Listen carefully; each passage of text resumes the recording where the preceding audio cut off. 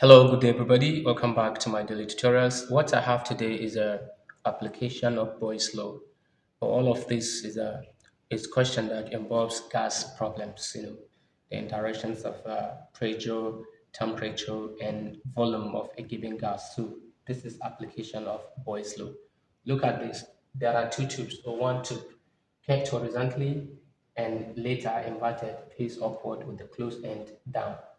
When it was horizontally, the volume of the gas inside happens to be 0. Or let me say the length of the gas column is 0.05 meter, while the length of the mercury thread using closing the tube is 0.085 meter. When it's inverted, remember when it's here is atmospheric pressure, which is P here acting towards the mercury thread, and when it's inverted facing upward, also there is atmospheric pressure acting on the mercury thread downward, and this is the column of the mercury, that is the height of the mercury, which is 0.085 meter. And also we have the length of the gas column as to be 0.0545 meter. If you see here 0.05, while here is 0.045. Look, remember, it's a bit longer here and it's a bit short because once you inverted the tube face upward, the mercury will be pressurized more by the atmospheric pressure and it will be acting downward and causing the mercury column to act downward and try to compress the gas here. With this compression stuff, that what make the column to reduce the height. So now we are going to use this information to find the atmospheric pressure. But I don't want you to forget the formula for calculating atmospheric pressure is P. P atmosphere will be equals to H rho G. This H is the height of the mercury, or let me say the height of the pressure, or let me say the pressure due to the height of the mercury. So whatever we get here is just the height H, and this rho is the density of the mercury given as 1.36 kilogram per meter cube, while this G is gravitational acceleration as 10 meters per second square. So let's see, we cannot find the atmospheric pressure until we find this H. So indirectly, this P now turns to be H.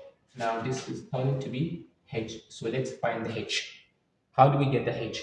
We have to come here and say, remember, according to Boyle's law, we have P1 V1 equals to P2 V2. I can take this to be 1 and take this to be 2. Whatever we have here is P1 V1. Whatever we have there is P2 V2. So when this is this, our P1 automatically became our H. So P will be equals to only H. Our V1 become this, which is 0.05 meter cube.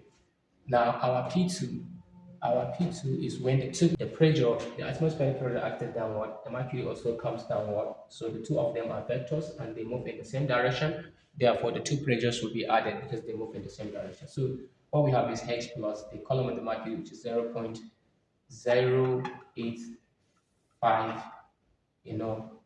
a meter mercury. So that's what we have. Now, what we need to have is to find the V2. The V2 now is the same thing as this column, which is 0.045. That is 0.045 meter cube. Now, automatically, I have my P1 V1, I have my P2 V2. So let's substitute. My P1 is H. Remember, bracket, my V1 is 0.05. Then equals to my P2 is H plus 0.085, then my V2 is 0.045. Now let's expand this. We have 0.05 H equals to this times this is the same as 0.045 H plus you multiply this by this. That is 0.045, 0.045, 0.045 times 0.085. What we have now is 0.003825. Now what we should have to do is to collect the light term. This minus this, that is 0.05 H. Bring here, we have minus 0.045 H equals 0.003825.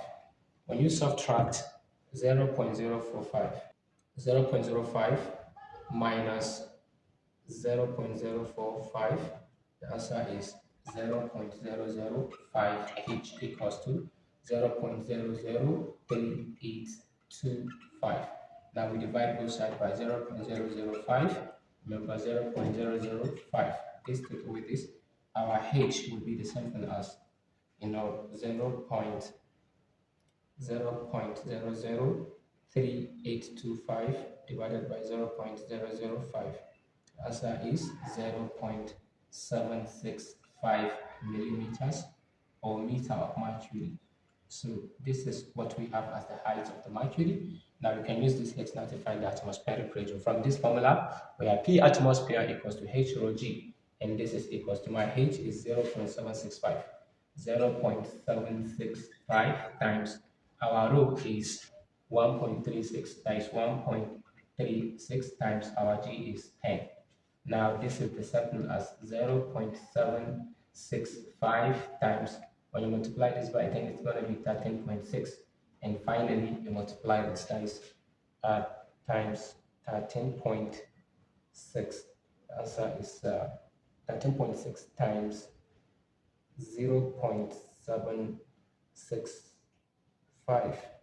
This is equals to 10.404 atmosphere. That is Newton per meter square.